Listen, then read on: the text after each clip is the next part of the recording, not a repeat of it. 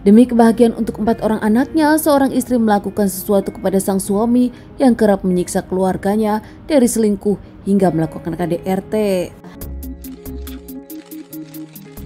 Seorang wanita bernama Suciati 27 tahun, anak kedua yang lahir dari keluarga tak mampu. Bahkan saking dirinya tak mampu, hanya lulusan SD tak bisa sekolah ke SMP. Hingga akhirnya kehidupan Suciati membuat dirinya makin mandiri di usianya saat belia dulu. Bahkan di usianya terbilang sangat muda, Suciati bekerja untuk adik-adiknya. Di tengah Suciati yang mencari nafkah untuk keluarganya juga, Suciati akhirnya bertemu dengan seorang laki-laki yang tak kalah lebih mandiri dari Suciati. Lelaki tersebut bernama Isnadi, 17 tahun, pria mandiri yang sudah yatim piatu. Isnadi kerja keras karena memang kehidupannya sangat keras lebih dari Suciati. Hingga akhirnya Isnadi dan Suciati pun dekat, berpacaran. Setahun kemudian keduanya serius, dari cinta monyet hingga cinta sejati di awal. Isnadi akhirnya melamar dan menikahi Suciati. Pernikahan bahagia, saling mencintai. Awalnya Suciati mengira sang suami akan begitu terus, namun ternyata tidak. Kebahagiaan yang diterima Suciati dari sang suami Isnadi ternyata terakhirnya adalah saat dirinya hamil. Saat hamil ada permasalahan sedikit, Suciati disiksa sang suami, bahkan KDRT yang dilakukan terus-menerus sehingga membuat Suciati sempat lemah. Isnadi memperlakukan sang istri Suciati sebagai budak, sementara berbeda dengan Suciati yang selalu sabar, bahkan selalu memasukkan nama Isnadi di setiap doa dan sholatnya. Hingga akhirnya setelah berumah tangga 22 tahun mereka pun dikaruniai 4 orang anak, namun Isnadi tak berubah. Tak hanya kepada Suciati, Isnadi melakukan kekerasan juga kepada anak-anaknya. Isnadi pun kerap melakukan KDRT. Keluarga seperti Nalaka, Suciati dan anak-anak merasa bahagia saat Isnadi memang ada pekerjaan serabutan di luar. Di rumah tak ada Isnadi membuat mereka merasa tenang seperti merasakan cinta tanpa seorang ayah.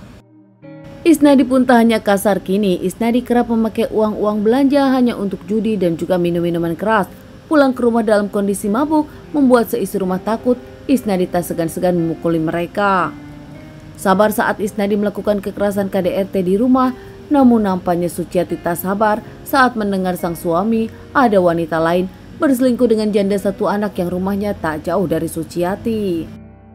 22 tahun pernikahan Suciati hancur karena adanya perselingkuhan dari Isnadi dan Suciati tak bisa mentolerir itu.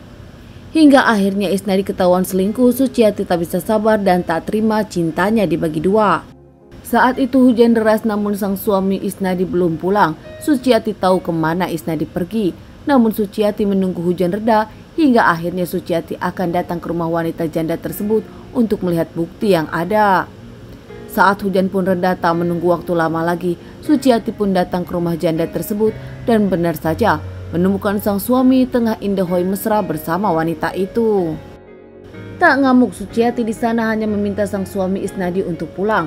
Sementara Isnadi yang ngamuk meminta Suciati cepat pulang ke rumah, jangan ke sana lagi. Saat pulang ke rumah, Suciati mengaku dirinya takut, bahkan bersembunyi di kamar. Dirinya yakin saat nanti pulang Isnadi akan menganiaya dirinya dan marah karena Suciati berhasil ke rumah janda tersebut dan nampak Isnadi tak menyukai itu. Ternyata ketakutan Suciati benar. Isnadi pulang ke rumah dan langsung menganiaya Suciati. Setelah puas menganiaya Suciati, Isnadi pun tidur tak menghiraukan sang istri yang tengah sedih. Saat Isnadi tertidur, Suciati dengan penuh rasa sakit hati membawa senjata tajam. Suciati gelap mata langsung menikam dengan senjata tajamnya hingga Isnadi terbangun kesakitan. Isnadi masih bisa membalas dengan menjambak Suciati, namun Isnadi pun menjerit membuat tetangga berdatangan membantu dirinya dilarikan ke rumah sakit. Saat Isnadi dilarikan ke rumah sakit oleh para tetangga, Suciati dengan penuh santai masih melakukan kegiatan rumah tangga mengurus anak-anaknya. Namun dalam hatinya Suciati dengan penuh keyakinan pasti dirinya akan ditahan pihak kepolisian. Mendengar Isnadi berhasil diselamatkan, Suciati kesal. Suciati ketakutan kalau dirinya dipenjara, bahkan Isnadi dengan leluasa dengan wanita simpanannya itu di rumahnya dan menyakiti anak-anaknya. Ingin anak-anaknya bahagia, Suciati yang rela dipenjara datang ke rumah sakit untuk menghabisi lagi sang suami. Suciati datang ke rumah sakit bukan untuk menjenguk, melainkan untuk menikam lagi sang suami Isnadi. Saat itu sang suami tengah tidur di ruang perawatan. Tak ragu-ragu, Suciati langsung menikam lagi dengan senjata tajam. Isnadi menjerit kesakitan hingga tak berdaya, bahkan kali ini hingga tak bernapas. Suciati yang rela berkorban demi anak-anaknya rela ditahan asal anak-anak tak mendapat lagi kekerasan dan penyiksaan dari sang ayah. Suciati akhirnya diamankan pihak kepolisian. Anak-anak Suciati yang sedih sang ibu diamankan tak mau membahas lagi sang ayah yang menjahati mereka. Anak-anak Suciati mendampingi Suciati bahkan memberikan keterangan dan pembelaan terhadap Suciati di pengadilan. Buntut dari permasalahan ini, Suciati tetap dinyatakan bersalah dan mendapatkan kurungan hukuman 7 tahun penjara.